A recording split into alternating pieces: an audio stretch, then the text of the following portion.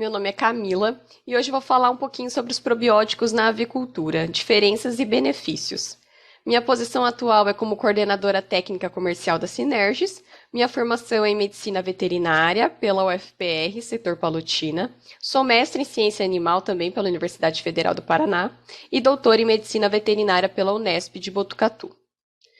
Vou iniciar falando um pouquinho sobre o contexto histórico e, claro, não tem como falar de probióticos sem falar de antibiótico.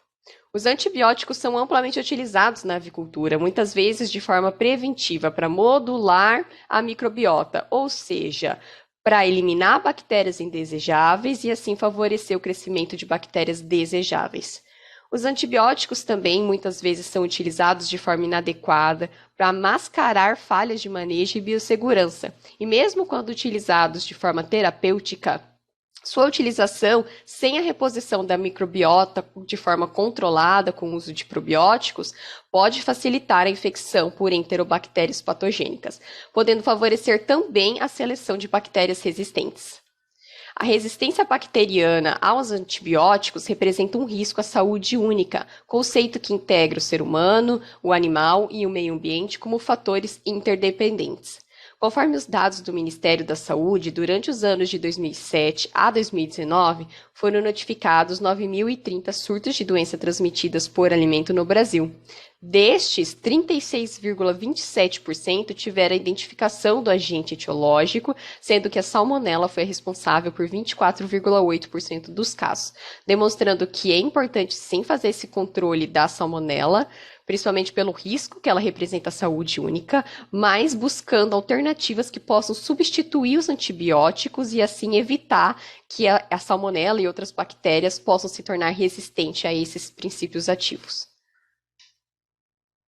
Na União Europeia, desde 2006, não é permitido o uso de qualquer antimicrobiano promotor de crescimento, isso principalmente devido à pressão dos consumidores em relação aos resquícios de antibióticos nos alimentos, bem-estar das aves e o meio ambiente. Desta forma, sistemas de produção alternativos com redução ou restrição de produtos químicos estão ganhando cada vez mais expressividade econômica, tanto pela pressão dos consumidores como também pela pressão dos mercados.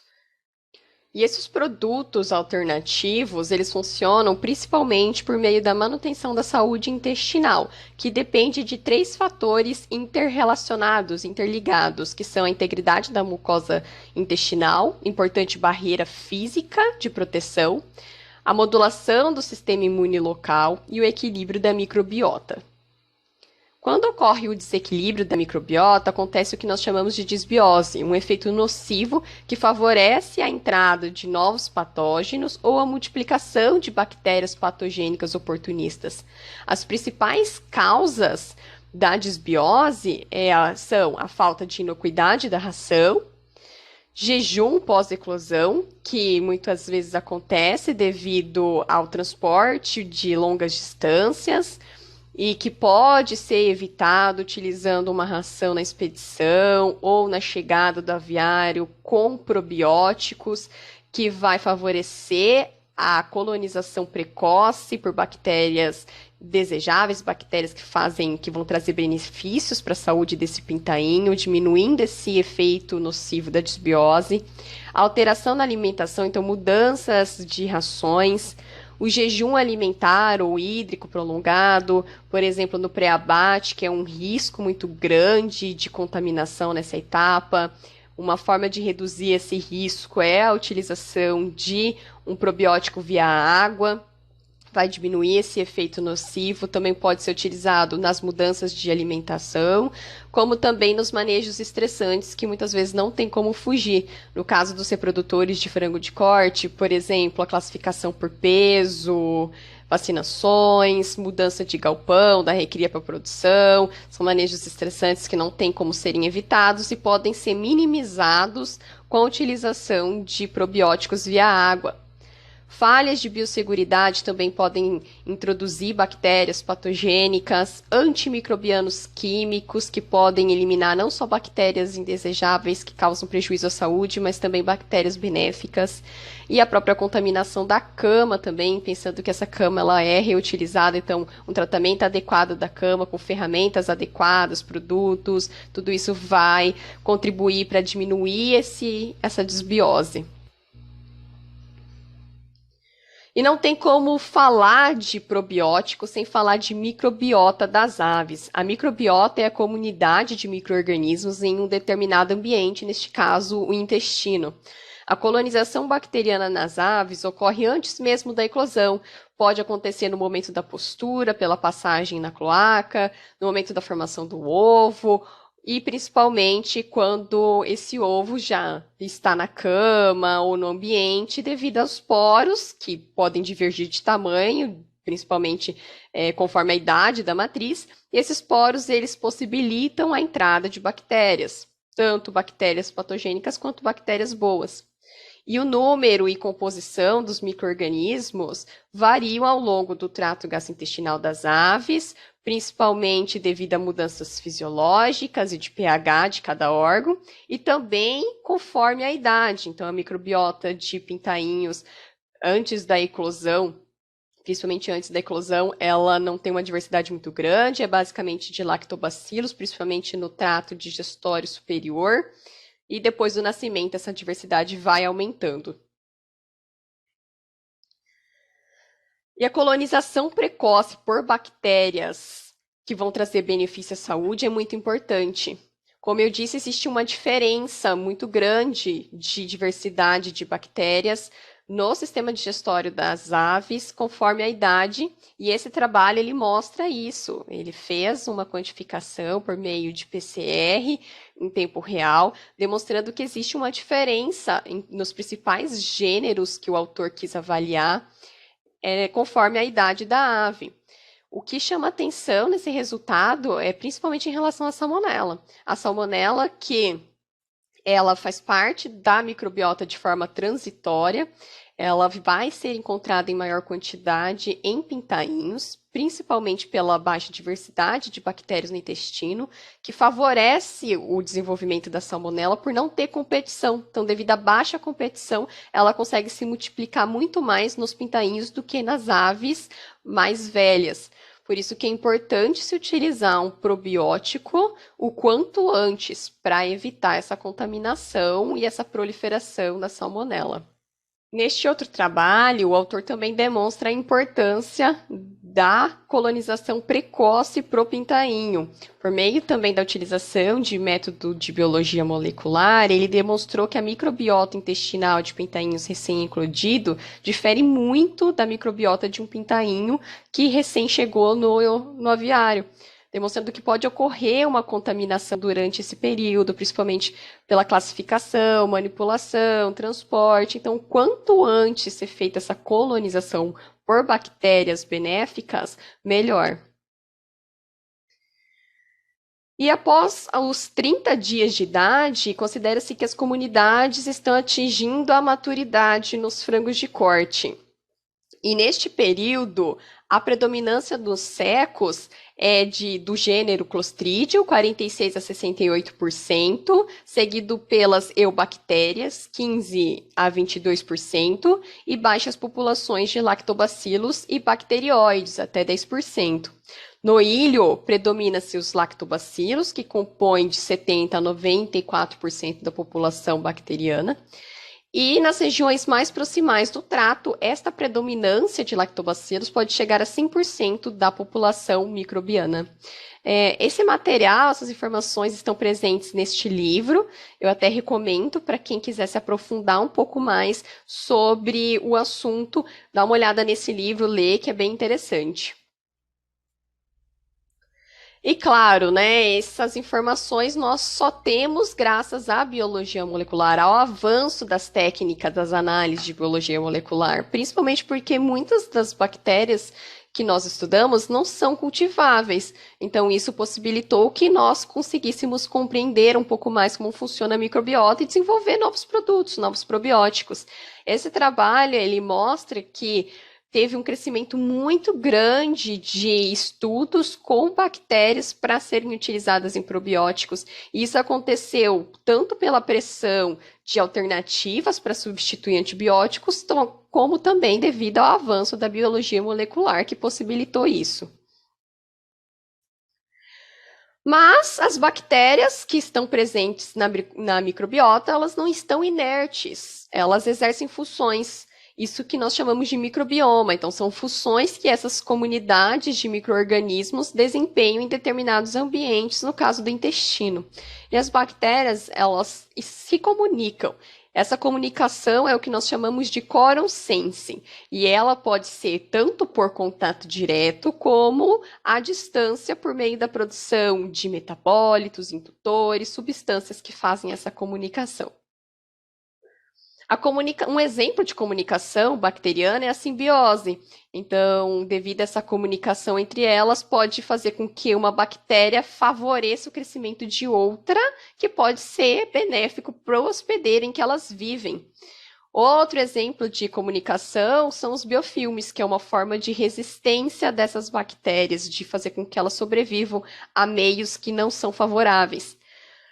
O controle populacional também é uma forma de comunicação bacteriana, então elas inibem o crescimento de outras bactérias que podem prejudicar a sobrevivência de outras. Um exemplo, uma forma de avaliar essa inibição de uma bactéria em relação a outra é por meio de técnicas de avaliação in vitro, avaliação da inibição in vitro, ou também conhecida como antibacteriograma. Esse exemplo aqui da imagem é o que a gente chama de spot on the lawn. Essa imagem foi de uma placa que eu fiz do meu doutorado, da parte in vitro do experimento do meu doutorado, onde essa nuvenzinha é a Salmonella heidelberg e essa gotinha é o Lactobacillus reuteri. Vejam que forma um halo de inibição, ou seja, uma região onde a salmonela não consegue crescer em volta desse lactobacilo, demonstrando que esse lactobacilo consegue produzir o que nós chamamos de bacteriocina, que inibe diretamente a salmonela. E essa segunda imagem, ela também faz parte do meu experimento de doutorado, mas a parte in vivo. São amostras de seco de duas aves, uma ave que recebeu o Lactobacillus reuteri em ovo, e essa segunda ave que somente recebeu o desafio com a Salmonella heidelberg 24 horas após o alojamento, então controle positivo. E observem como foi diferente a quantidade de salmonela no controle positivo em relação àquela ave que recebeu o Lactobacillus reuteri em ovo. Esses pontinhos são da coloração da caneta para contagem. A colônia de salmonela ela é esbranquiçada, quase que transparente. Então só é visível por causa da caneta mesmo. E conforme quanto maior a quantidade de salmonela no meio AVB, que foi o meio utilizado, mais rosa fica o meio. Então, só para vocês verem a diferença quando utilizado o Lactobacillus reuteri em ovo. E isso é um exemplo de antagonismo, de como esse lactobacilo consegue fazer a inibição de uma outra bactéria. Quem tiver interesse e querer ver mais dos resultados desse experimento, dessa avaliação, a minha tese já está disponível no repositório da Unesp, é só pesquisar por lá. Bom, agora eu vou falar um pouquinho sobre conceito e critérios de classificação. Probióticos são micro-organismos vivos que trazem benefícios à saúde do hospedeiro. As bactérias escolhidas para o uso em probiótico, elas devem obedecer a alguns critérios, como ser hospedeiro específicas, e isso garante uma maior eficiência dessas bactérias, não ser patogênica, possuir estabilidade à secreção ácida e biliar e trazer benefícios à saúde do animal. O inóculo para a produção do probiótico pode ser obtido através de fezes ou conteúdo do seco, recém-colhidos de aves, principalmente aves SPF. E as bactérias, elas precisam estar presentes no rótulo, descrito no rótulo do probiótico. Hoje no mercado existem probióticos de diferentes vias de aplicação, pode ser adição à água de bebida, ração, pellets, pulverização e também em ovo. Existem alguns pontos chaves para escolher os probióticos, já que tem uma gama tão grande no mercado, como fazer essa escolha? Como eu disse, a colonização precoce é muito importante, então utilizar um probiótico o quanto antes. Fornecimento contínuo para garantir a maior segurança durante toda a criação das aves, lembrando que existem vários desafios que as aves precisam enfrentar, então é importante utilizar de forma contínua.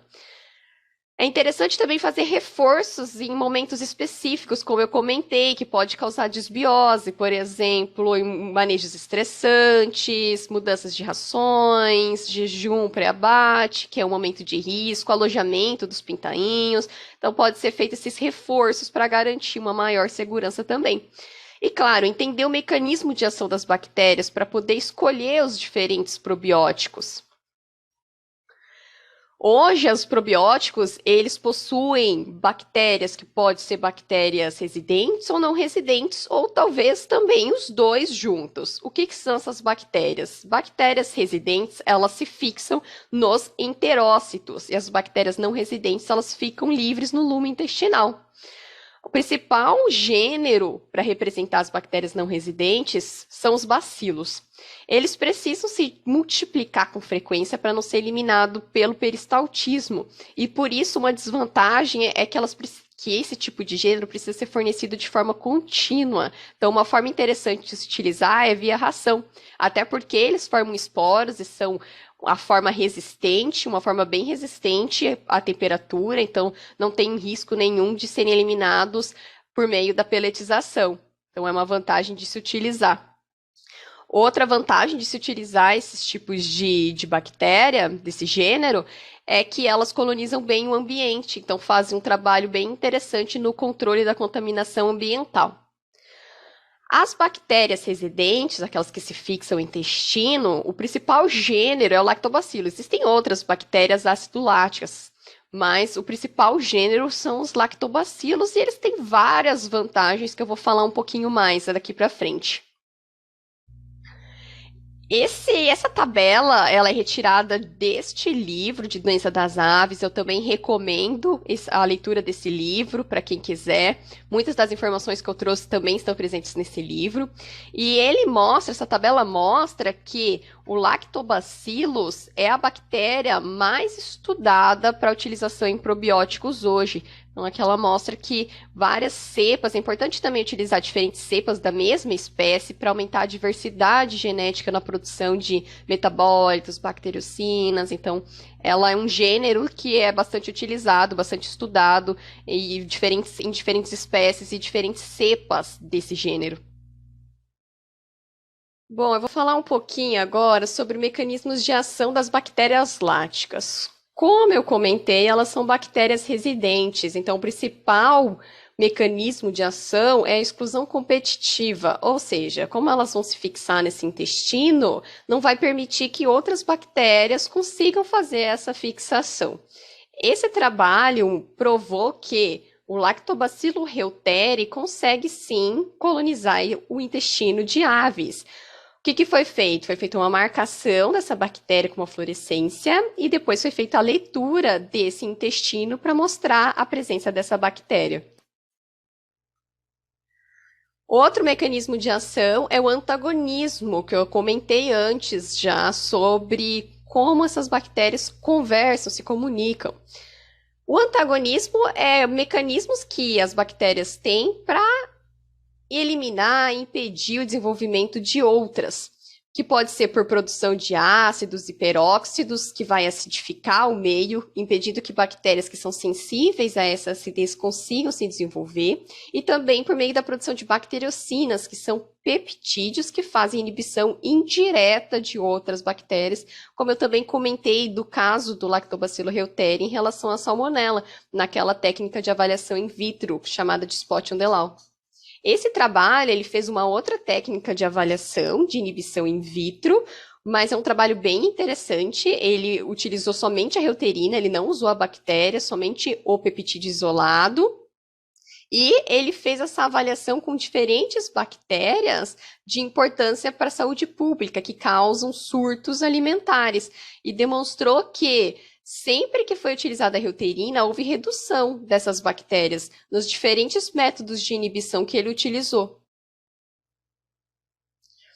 Esse gráfico é um dos resultados do meu projeto, do meu doutorado, e também mostra essa diferença de quantidade de colônias de Salmonella Heidelberg em relação ao controle positivo, por exemplo, e também ao antibiótico que também foi testado em ovo. Então, houve uma redução muito maior, tanto na primeira quanto na quarta coleta. Então, no início da vida e no final da vida do frango de corte.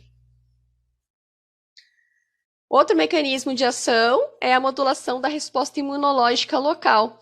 Esse trabalho, os autores fizeram a imunistoquímica para quantificar os linfócitos CD3, CD4 e CD8 do intestino. E eles aplicaram, inocularam o Lactobacillus reuteri e mostraram a diferença do controle negativo em diferentes idades da ave. E todas elas tiveram, todas as idades, a quantidade de linfócitos foi maior nas aves que receberam Lactobacillus reuteri, tanto para CD3 quanto CD4, como CD8. Outro mecanismo de ação importante é o desenvolvimento e a reparação da mucosa intestinal. Como essas bactérias probióticas têm enzimas para a extração de nutrientes dos quais as aves não possuem, elas conseguem fazer a liberação de nutrientes em maior quantidade e esses nutrientes vão ser utilizados para o desenvolvimento do intestino, principalmente quando utilizado de forma precoce, onde tem o maior desenvolvimento intestinal. E também para renovação de enterócitos. Então, é importante também para quando tem algum desafio e precisa da recuperação desse intestino. Como que é feito a mensuração desse mecanismo de ação? Através da mensuração, da medição da cripta, que é onde tem as células para renovação dos enterócitos, e também do comprimento do vilo. Quanto maior o comprimento do vilo, maior vai ser a área de absorção de nutrientes, e isso vai resultar também em maior ganho de peso.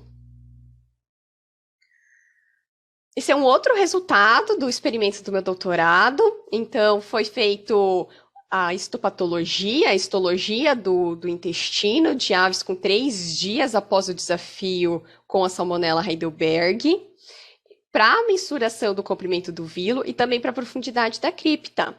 E o probiótico, as aves que receberam o Lactobacillus reuteri em ovo, tiveram um comprimento de vilo maior tanto no duodeno, jejuno e ilho. E interessante é comparar com aqueles que receberam o antibiótico em ovo, que tiveram um tamanho menor, inclusive menor até que o próprio controle negativo, o controle positivo e o controle negativo. O mesmo resultado se repetiu na profundidade da cripta. Então, sempre a profundidade da cripta foi maior nas aves que receberam o Lactobacillus reuteri em ovo, comparado com os controles e também com o antibiótico em ovo. Este é um outro trabalho que também fez a administração de Lactobacillus reuteri em ovo e demonstrou o aumento de alturas de vilo e profundidade de cripta dessas aves que receberam esse lactobacilo. Ele também comparou com o antibiótico e observou que o antibiótico também causou encurtamento dos vilos. Por fim, um outro mecanismo de ação que é uma consequência desse desenvolvimento do intestino é o bem-estar animal. Por quê? A maior quantidade de serotonina é liberada no intestino. Então, quanto melhor o desenvolvimento do intestino, quanto maior o comprimento do vilo, maior vai ser a produção de serotonina e, consequentemente, melhor vai ser o comportamento dessas aves, maior vai ser o bem-estar dessas aves. Por isso que é importante utilizar probióticos em momentos estressantes também, porque o contrário acontece. Quando ocorre o estresse, o cortisol prejudica, causa o desequilíbrio da microbiota, que resulta na desbiose, como eu comentei anteriormente. E aí, utilizar o probiótico vai contribuir para evitar isso aí, reduzir esse dano, principalmente por causa desse mecanismo de ação, de melhorar a mucosa intestinal, ajudar na renovação desse intestino e, consequentemente, na produção da serotonina.